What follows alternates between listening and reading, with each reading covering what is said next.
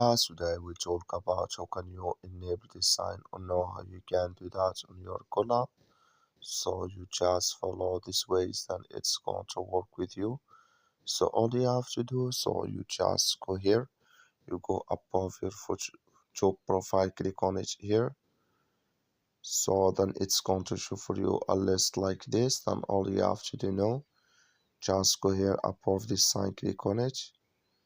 So then it's going to take you to this list. It's going to show for you like this.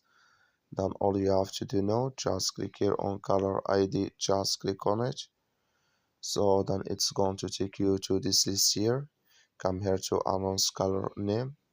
So click in this sign. Like you see this color show for us, that's mean here announce color name. Enable with us now. That's all you have to do. I wish you I get it. That's all. Thank you for watching. Don't forget to support us by liking and subscribe.